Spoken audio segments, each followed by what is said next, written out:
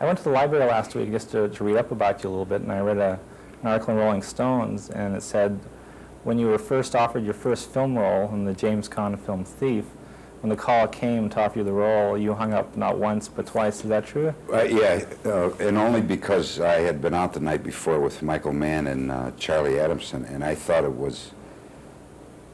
they were goofing around, you know, and it was about 7 o'clock in the morning. And the phone rang, and they said, "We want to talk to Dennis." "This is Dennis." And it was a lady's voice. And "I'm so-and-so from Michael Mann's office. We want you to come down for hair and makeup tests and wardrobe." I said, "For what?" "Oh, you're going to be in a film, Thief." "Yeah, okay." And I hung up, and they called back. Same thing, and I hung up again. Then the girl called back again. She said, "Look, if you don't want to get me fired, you better come down to this hotel." So I said, "Well, I'll go down there, and then I'll see these guys will be eating breakfast, and I'll have breakfast with them, and they'll have accomplished getting me up at 7 o'clock in the morning, and we'll all laugh about it and stuff." But it was true. Michael wanted to put me in the film. So. Well, how was that first acting experience for you? Did you get the bug after that, or did you find it?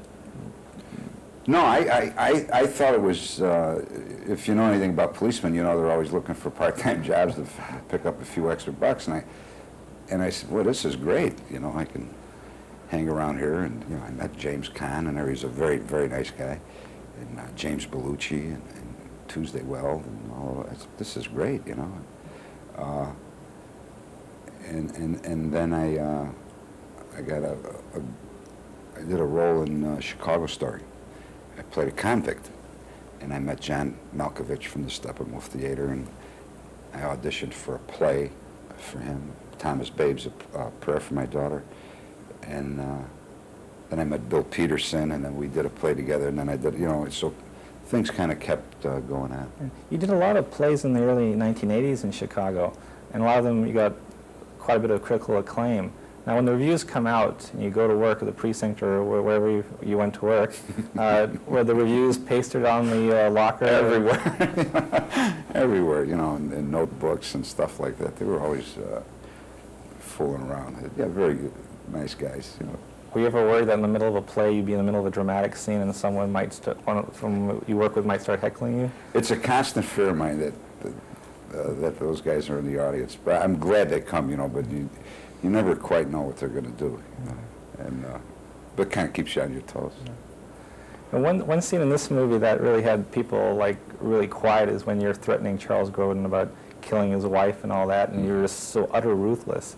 Was that a nice change of pace for you to play, instead of playing a good guy, playing someone? Yeah, it was refreshing, actually. I had been doing Crime Story for about 2.5 years, and this opportunity came along, and it was just almost the complete opposite of the Torello character. So it was refreshing. Yeah. I understand, working with Robert De Niro, that he's not quite as serious as he comes across on screen. I got along with him fine. I think he's a delightful guy. I don't know where that started, but I'll tell you, with me personally, he was very, very delightful, very nice. When you describe what happened when you first met him. Well, I met Robert originally at Martin Brest's home in California, and I mean, for someone like me to meet a person of Robert De Niro's reputation in this business is really a kick. I mean, I think he's wonderful as an actor. He's a great guy, very nice guy. Well, you're rising quite a bit in stature yourself. And January I was in Los Angeles, and I walked down Sunset Boulevard, and there was a big billboard with your face on it. I think it was for the Chicago Film Commission or something. But when you see that, and you're sitting at home, you see promos for for a Crime Story with your face on that. How do you react? It's a little unbelievable, you know. It's nice, but it's unbelievable. I mean, I never thought I'd be in this position. Do you ever miss any of the old days at all?